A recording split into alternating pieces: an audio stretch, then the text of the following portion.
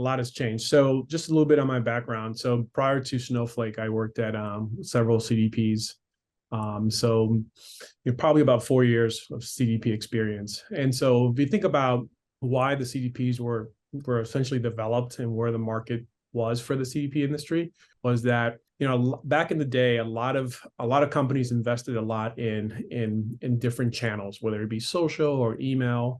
And they finally realized that they needed to create a single experience for the customer, right? And each channel was sort of kind of hitting the customer with their own message. And so to do that, they needed to really consolidate that and create a single message that would go across channels. And that's where the CDPs came in, right? Where marketers were looking for a way to consolidate all this data across the different channels, create a multi-channel experience.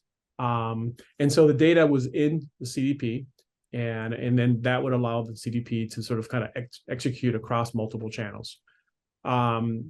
If you fast forward, right, today, some of that challenge is gone, right? You think about organizations that are a lot more sophisticated now with data.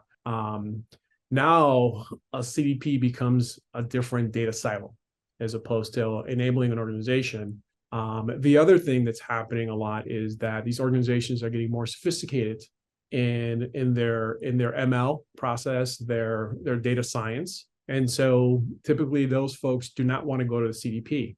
And then as customers get more sophisticated in building Customer 360, they soon realize that a CDP only has a portion of that data that they actually need to create a robust Customer 360.